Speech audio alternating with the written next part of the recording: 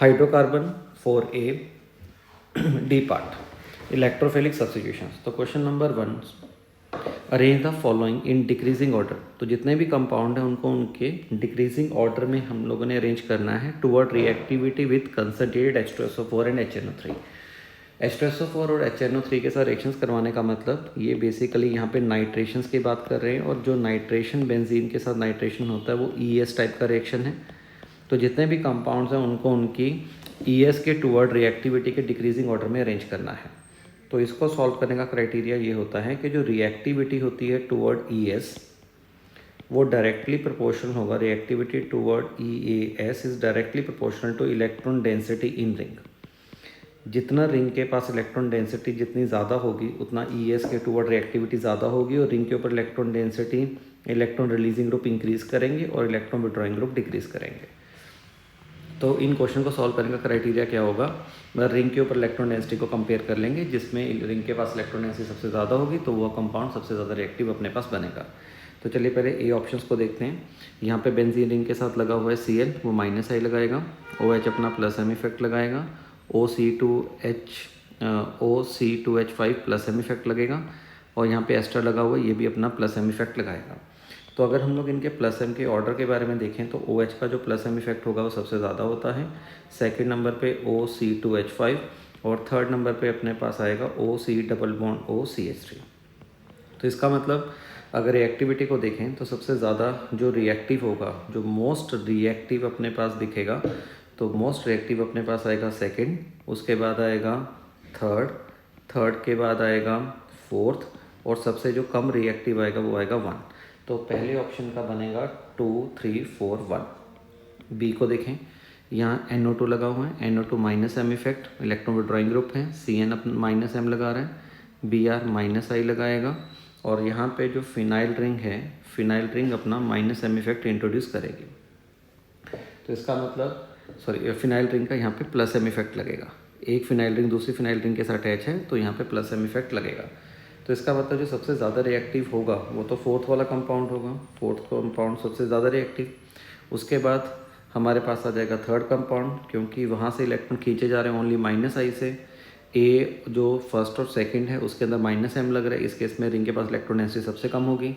अगर हम लोग NO2 का -M देखें तो NO2 का जो -M होता है, ठीक है, वो सबसे स्ट्रॉन्ग होगा यहाँ पे। अगर NO2 और CN में से -M को कंपेयर करते हैं तो NO2 का -M ज़्यादा होता है। इसका मतलब हमारे पास आएगा सेकंड, और सबसे लास्ट में जो सबसे लीस्ट रिएक्टिव हुआ आएगा वो आएगा फर्स्ट ऑप्शन। सी को देखें, सी में जो लगा हुआ है पहला कंपाउंड है बेंजीन, सेकंड कंपाउंड है बेंजीन का जो H है उसको D के साथ रिप्लेस कर दिया, थर्ड में बेंजीन रिंग के साथ CH3 लगा हुआ है, ये हाइपर कॉन्जुगेशन इफेक्ट लगाएगा, और जो CD3 हैं यहाँ पे ये भी हाइपर कॉन्जुगेशन लगाएगा। तो CH3 में अल्फा H का नंबर 3 है, और D के अंदर भी अल्फा H का नंबर 3 है। तो इस यहाँ पे तो देख सकते हैं कि इसका मतलब जो C और D होगा तो उन जो थर्ड और फोर्थ है उनमें इलेक्ट्रॉन रिलीजिंग इफेक्ट लग रहा है एल्काइल ग्रुप का, तो उनका रिएक्टिविटी ज़्यादा होगा। पर अगर हाइपर कॉन्जुगेशन आपस में कंपेयर करें तो CH3 का जो हाइपर कॉन्जुगेशन होता है वो CD3 से ज़्यादा होता है। इसका मतलब जो थर्ड कंपाउंड होगा उसका रिएक्टिविटी सबसे ज़्यादा होगा, उसके बाद आएगा फोर्थ का। अब 1 और 2 में कैसे कंपैरिजन होगा, जो 1 वाला कंपाउंड है उसमें बेंजीन के साथ H लगा हुआ है, और जो सेकंड है उसमें H के साथ D को रिप्लेस कर दिया। जब EAS का मैकेनिज्म चलता है उसमें ये जो बेंजीन का जो H है यहाँ पे लगा हुआ है, या फिर ये जो D है, ये फास्ट स्टेप के अंदर रिप्लेस होता है, और जो चीज़ फास्ट स्टेप पे हो रही है उस पर रिएक्शंस का रेट डिपेंड नहीं करता। तो जिसकी वजह से देखा जाए तो फर्स्ट और सेकंड का जो रिएक्टिविटी है वो सेम आएगा। डी ऑप्शंस, डी में देखते हैं तो डी में बेंजीन रिंग NO2 -M लगा रहा है, इलेक्ट्रॉन विड्रॉइंग इफेक्ट लगा रहा है, ग्रुप लगा हुआ है, इसका +M इफेक्ट है, NH2 इसका +M इफेक्ट है। NH2 का +M कंपैरेटिवली ज़्यादा होता है इस वाले से, थर्ड वाले से। तो इसका मतलब जो फोर्थ वाला कंपाउंड है उसका रिएक्टिविटी सबसे पहले आएगा, फिर आएगा थर्ड कंपाउंड, फोर्थ के बाद थर्ड के बाद आएगा फर्स्ट, और सबसे लीस्ट रिएक्टिव आएगा सेकेंड। 4, 3, 1, 2। ई पे बात करते हैं। ई के अंदर यहाँ पे लगा हुआ है CHCl2, यहाँ पे CHF2, CH3, एंड CH2Cl। अगर इनमें देखें तो पहले सी ऑप्शंस को देखते हैं। तो यहाँ पे अल्फा एच का नंबर 3 है, यहाँ पे अल्फा एच का नंबर 2, यहाँ पे अल्फा एच का नंबर 1, यहाँ पे अल्फा एच का नंबर 1, राइट। तो इनमें से ये तो समझ आया कि जो सबसे ज़्यादा जो रिएक्टिव होगा वो अपने पास थर्ड कंपाउंड होगा, तो थर्ड का रिएक्टिविटी मैक्सिमम, उसके बाद आएगा फोर्थ, क्योंकि उसके पास अल्फा एच का नंबर 2 है। ए और बी में कंपैरिजन करें, दोनों के पास अल्फा एच का नंबर सेम आ रहा है, बट सेकंड वाले के अंदर फ्लोरीन लगा हुआ है, तो फ्लोरीन का स्ट्रॉन्ग -I होता है। तो इन दोनों का जो आपस में कंपैरिजन होगा वो -I के बेसिस पे होगा, क्योंकि अल्फा एच का नंबर सेम है और फ्लोरीन का -I Cl के कंपैरिजन में ज़्यादा होगा। इसका मतलब जो सेकंड वाला कंपाउंड है उसमें स्ट्रॉन्ग इलेक्ट्रॉन विड्रॉइंग इफेक्ट लगेगा एज़ कम्पेयर टू फर्स्ट। इसका मतलब ये हुआ कि जो फर्स्ट का रिएक्टिविटी होगा वो सेकंड के कंपैरिजन में ज़्यादा है।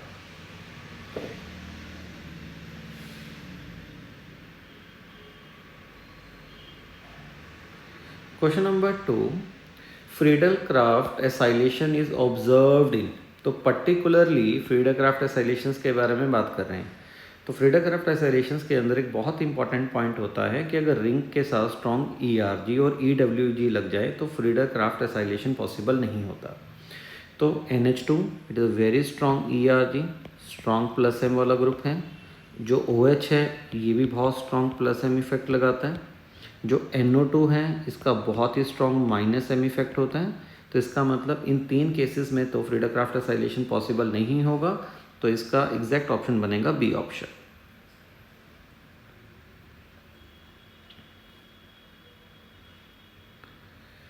क्वेश्चन नंबर 3, थर्ड क्वेश्चन के अंदर हमारे पास एक सीक्वेंस गिवन है। तो यहाँ पे X, Y, Z, W, R, S इन सभी कंपाउंड्स को हम लोगों ने बताना है भी कौन से कंपाउंड्स ये बनेंगे अपने पास। चलिए देखते हैं।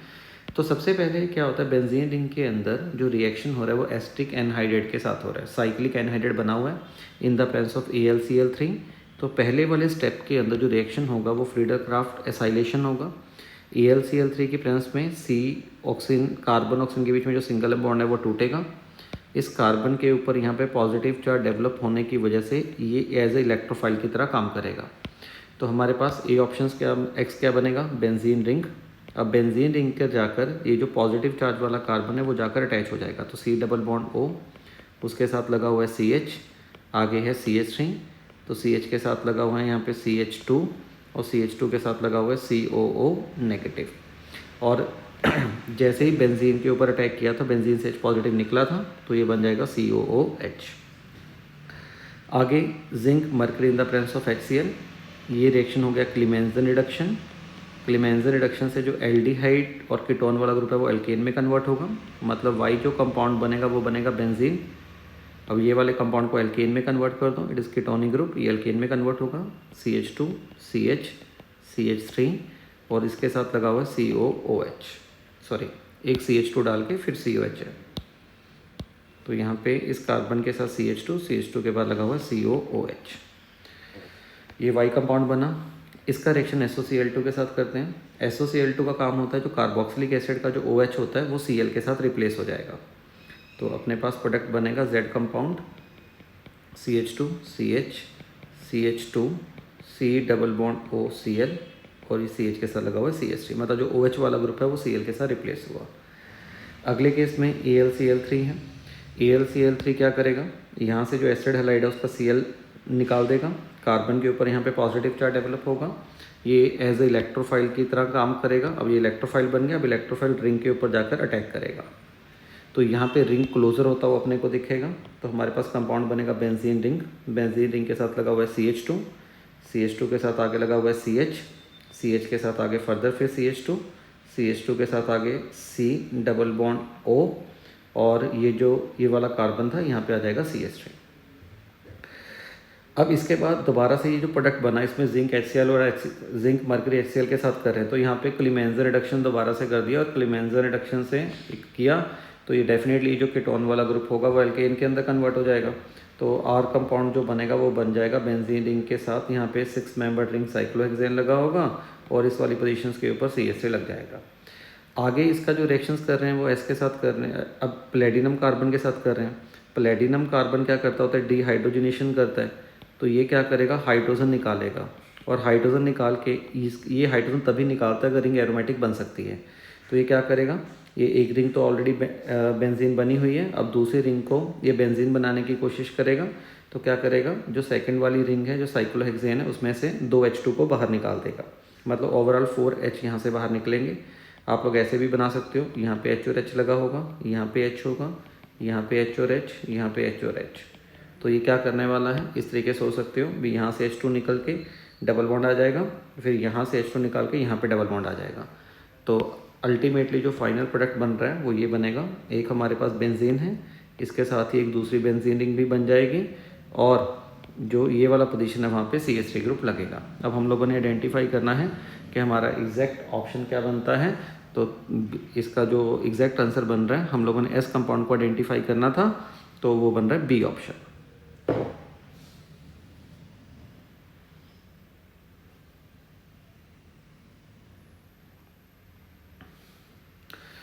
Question number 4, and product of the following is.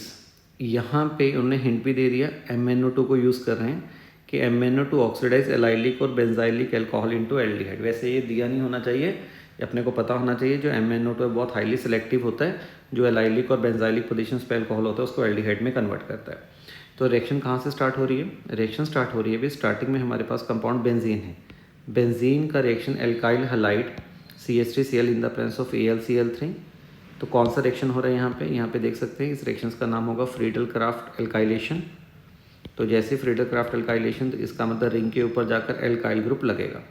तो जैसे रिंग के ऊपर एल्काइल ग्रुप लगा तो हमारे पास अल्टीमेटली टॉल्यूइन का फॉर्मेशन हुआ। आगे फर्दर जो रिएक्शंस करवा रहे हैं वो करवा रहे हैं NBS के साथ। NBS का जो काम होता है, NBS करता है एलाइलिक सब्स्टिट्यूशंस, एलाइलिक और बेंजाइलिक पोजीशंस में सब्स्टिट्यूशंस करेगा, राइट। तो बेंजीन रिंग के साथ जो लगा हुआ ये वाला कार्बन है, it is a benzylic carbon, तो यहाँ से H को हटाकर यहाँ पे Br वाले ग्रुप को लगा देगा, ये लगा दिया। इसका रिएक्शन फर्दर हो रहा है OH negative, OH negative is act as a nucleophile, तो OH नेगेटिव Br को सब्स्टिट्यूट करके यहाँ पे OH बना देगा, बना दिया। अब ये वाला जो कंपाउंड बन गया इसका नाम है बेंजाइलिक एल्कोहल, क्योंकि बेंजाइलिक पोजीशंस पे जाकर OH लगा है तो बेंजाइलिक एल्कोहल बना। फर्दर MnO2 को डाल रहे हैं, इट इज़ ऑक्सीडाइजिंग एजेंट, और ऑलरेडी दे भी रखा है कि ये जो एलाइलिक और बेंजाइलिक एल्कोहल है उसको एल्डिहाइड में कन्वर्ट करेगा। तो ये जो एल्कोहलिक ग्रुप है वो एल्डिहाइड के अंदर कन्वर्ट होकर हमारे पास जो फाइनल कंपाउंड बन जाएगा वो बन जाएगा बेंजल्डिहाइड, बेंजल्डिहाइड। तो देखिए कौन सा ऑप्शन बनेगा, बेंजाइल एल्कोहल नहीं होगा, बेंजीन कार्बेल्डिहाइड, यस, क्योंकि ये जो बेंजल्डिहाइड है इसका जो दूसरा नेम होता है इसका नेम है बेंजीन कार्बेल्डिहाइड।